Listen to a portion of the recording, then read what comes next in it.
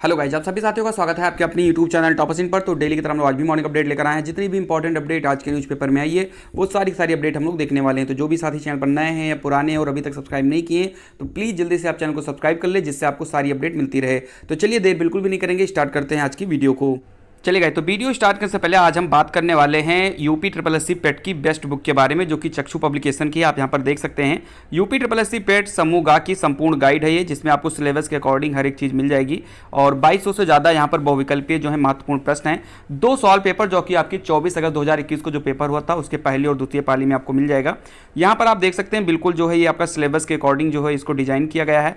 ये बुक आपको मार्केट में भी मिल जाएगी, बुक स्टोर पर भी मिल जाएगी। नीचे मैंने लिंक दे दिया है, वहाँ से भी आप इसको जाकर के डाउनलोड कर सकते हैं। आप यहां देख सकते हैं प्रैक्टिस सेट भी बेहतरीन तरीके का है, और जो दोनों प्रैक्टिस सेट हैं इसका जो है आपको एक्सप्लेनेशन भी सही से मिल जाएगा। साथ ही साथ आपको यहां पर स्क्रीन पर जो है 2 बुक और दिख रही हैं। इन दोनों बुक को आप जो है भी आप परचेज कर सकते हैं। ये भी जो है चक्षु पब्लिकेशन की है बेस्ट बुक है, तो आप जाकर इनको ले लीजिए।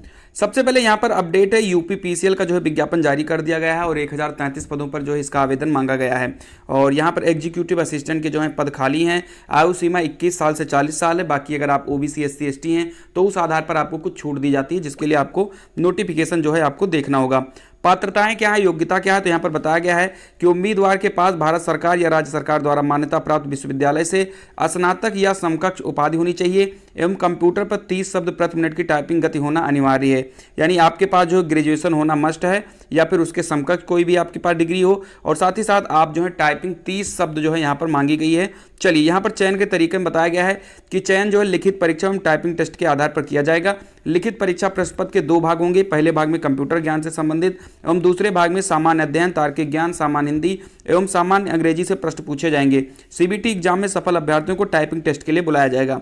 आवेदन की अंतिम तिथि जो है 12 सितंबर है, तो ऑनलाइन आवेदन इसका शुरू हो चुका है। तो अगर आप इसकी योग्यताएं रखते हैं तो आप जाकर जो है यहाँ पर इसको देख सकते हैं। चलिए, अगली जो अपडेट है वो बीएड काउंसलिंग को लेकर के है। लगातार जो है बीएड काउंसलिंग को लेकर अपडेट आ रही है। परसों नरसों की भी न्यूज़पेपर में आई थी अपडेट, जिसमें ये बताया गया था कि सितंबर के महीने में जो है आपका सितंबर के एंड में जो है आपकी काउंसलिंग होगी। और आज जो है अमर उजाला न्यूज़पेपर में भी यहाँ से अपडेट निकल कर आई है।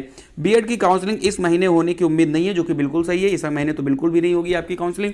इसमें बताया गया कि बीएड संयुक्त प्रवेश परीक्षा का परिणाम जारी हुए 15 दिन हो गए हैं, लेकिन काउंसलिंग की प्रक्रिया जल्द शुरू होने की उम्मीद नहीं है। कारण यह है कि प्रदेश के कई विश्वविद्यालयों ने स्नातक फाइनल ईयर का परिणाम जारी नहीं किया है।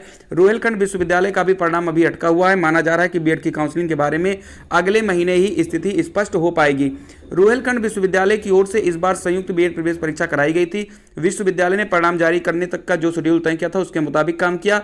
अब काउंसलिंग में देरी हो रही है। बीएड संयुक्त प्रवेश परीक्षा के राज्य समन्वयक प्रोफेसर पीवी सिंह ने बताया कि सूबे के विश्वविद्यालयों की ओर से स्नातक फाइनल ईयर का परिणाम जैसे ही जारी किया जाएगा उसी के साथ काउंसलिंग शुरू करा दी जाएगी। उम्मीद है कि परिणाम विश्वविद्यालय जल्द जारी करेगा। तो यहाँ पर चीज़ें बता दी गई हैं कि आपका जो चीज़ें हैं वो फाइनल ईयर के रिजल्ट के लिए रुकी है, जो मैंने आपको पिछले भी कई वीडियोज़ में मैंने बताया है। और ये सारी चीज़ें जो आपके सितंबर के महीने में ही हो पाएंगी, क्योंकि अभी जो है 25 अगस्त तक तो सिर्फ और सिर्फ अभी एमजेपीआरयू का ही चल रहा है। ठीक है, यानी बहुत सारे जहाँ पर ये चीज़ें करवाई जा रही हैं, रोहिलखंड विश्वविद्यालय करवा रहा है, उसी का ही अभी परिणाम रुका हुआ है। तो बाकी यूनिवर्सिटी की तो बात ही छोड़ दीजिए आप लोग। तो अभी ये आपका जो काउंसलिंग है वो सितंबर के महीने में होगी। बाकी आप लोग चैनल को सब्सक्राइब करिए, जैसे ही सारी अपडेट मिलेगी हर एक चीज अपडेट आपको इस चैनल के माध्यम से दी जाएगी। सीटों की संख्या 25 अगस्त तक पता लगेगी। यानी कि आपको पता है कि बहुत सारे कॉलेज इस बार ऐसे हैं जो ऐसे हैं जिनकी मान्यता रद्द कर दी गई है। ठीक है, वो लोग जो है अपनी जो मान्यता प्राप्त करने की जो चीज़ें थी, नियम कानून वो फॉलो नहीं कर रहे थे। तो अब की बार सीटों की संख्या कुछ कम हो जाएगी, इसलिए यहाँ पर ये बताया गया कि 25 अगस्त को सीटों की संख्या भी क्लियर हो जाएगी। रोहिलखंड विश्वविद्यालय की ओर से सूबे की सभी बीएड कॉलेजों की सीटों की संख्या की जानकारी 25 अगस्त तक मांगी गई है। पिछले साल सीटों की संख्या 2.25 लाख थी। इस बार भी संख्या इसी के आसपास रहने की संभावना जताई जा रही है, क्योंकि बीएड के कॉलेजों की संख्या में इजाफा नहीं हुआ है। 3 से 4 कॉलेज जो है जरूर बढ़े हैं, तो जितने बढ़े हैं उतने घटे भी हैं। तो कहने का मतलब है ज़्यादा फर्क इसमें नहीं आएगा। अगली अपडेट है शिक्षक भर्ती को लेकर के। अटल आवासीय विद्यालयों में होगी शिक्षकों के 810 स्थायी पदों पर भर्ती। श्रमिकों के बच्चों को निःशुल्क आवासीय शिक्षा देने के लिए प्रत्येक मंडल में स्थापित किए गए एक अटल आवासीय विद्यालयों में जल्द शिक्षकों के 810 पदों पर भर्ती की जाएगी। वहीं लिपिकीय, संवर्ग व अन्य स्टाफ के पदों को आउटसोर्सिंग के माध्यम से भरा जाएगा। इन आवासीय स्कूलों में से ज़्यादातर का निर्माण कार्य जल्द पूरा होने वाला है। ऐसे में अब पदों का सृजन कर दिया गया है। श्रम विभाग द्वारा इन स्कूलों का संचालन किया जाएगा। तो यहाँ पर यह बताया गया कि हर एक मंडल में एक जो है अटल आवासीय विद्यालय की स्थापना की गई है और उनकी जो भर्ती है वो जल्द शुरू होगी और 810 पदों पर भर्ती होगी शिक्षकों की। बाकी जो गैर शैक्षिक पद हैं उनकी जो है आउटसोर्सिंग से भर्ती की जाएगी। जैसे आप जानते हो लिपिक हो गए, बाबू हो गए, इन सभी की जो भर्ती है वो अलग से की जाएगी। तो ये एक बड़ी भर्ती जल्द आपको देखने को मिल सकती है। अगली अपडेट वही सेम अपडेट है, ये आपका दैनिक जागरण का अपडेट था और ये आपकी जो है हिंदुस्तान न्यूज़पेपर की अपडेट है। तो दोनों पढ़ने की जरूरत नहीं है, हमने पढ़ लिया ऑलरेडी। अब यहाँ पर एक अगली अपडेट आई है, हाई स्कूल पास को मिलेगी 19,000 की नौकरी। हाई स्कूल व आईटीआई पास युवा बेरोजगारों के लिए अच्छी खबर है। लाल बाग के क्षेत्रीय सेवा योजन कार्यालय और अलीगंज के राजकीय औद्योगिक संस्थान की ओर से अलीगंज में 24 अगस्त को रोजगार मेला लगाया जाएगा। हाई स्कूल से लेकर आईटीआई पास चयनित युवाओं को 15,000 से 19,000 प्रतिमाह के वेतन की नौकरी दी जाएगी। तो यहाँ पर जो है आप देख सकते हैं जो रोजगार मेला होता है वो लगाया जाएगा लखनऊ में। आप यहाँ पर जाइए, अगर आपके पास योग्यता है तो आप इसको कर लीजिए। यहाँ पर हम बता सकते हैं कैसे आपको आवेदन करना है। तो यहाँ पर यह भी बताया गया कि इसके लिए युवाओं को सेवा योजन विभाग के पोर्टल पर पंजीयन करना होगा।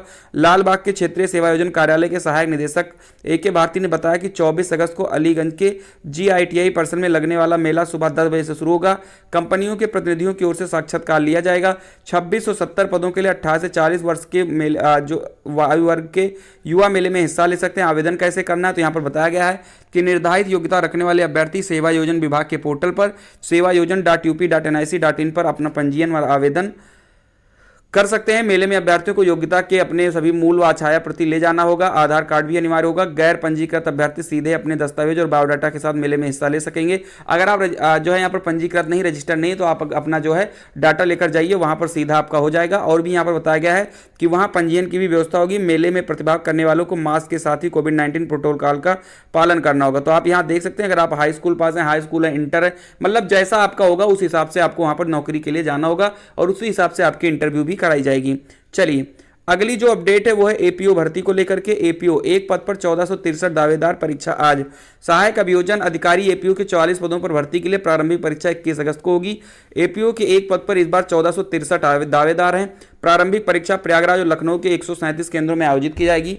एपीओ परीक्षा 2022 के तहत 44 पदों पर भर्ती के लिए 64,390 अभ्यर्थियों ने आवेदन किए। इन पदों पर भर्ती के लिए ऑनलाइन आवेदन इस साल 21 अप्रैल से 21 मई तक लिए गए थे। आयोग ने इससे पूर्व एपीओ के 17 पदों पर भर्ती के लिए 2018 में विज्ञापन जारी किया था। इसके बाद एपीओ के पदों पर कोई भर्ती नहीं हुई है।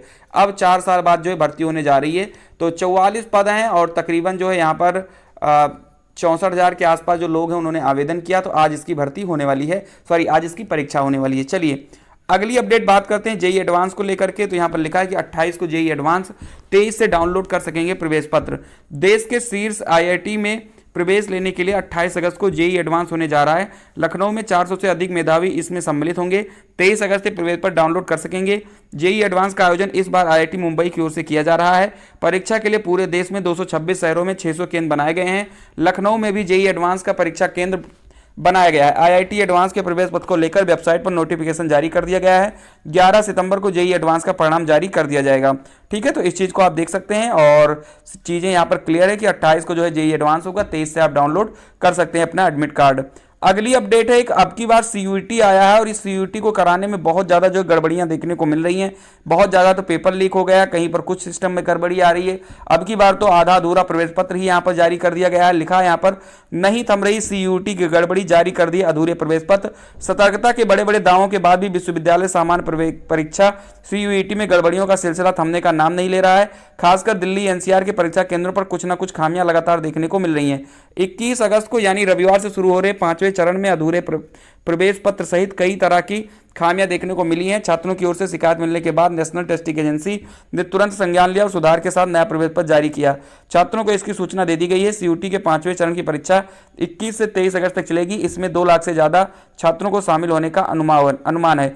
बड़ी संख्या में परीक्षा केंद्रों को भी बदला गया है। ज्यादातर छात्रों ने परीक्षा केंद्रों को दूर दराज शिफ्ट किया गया है।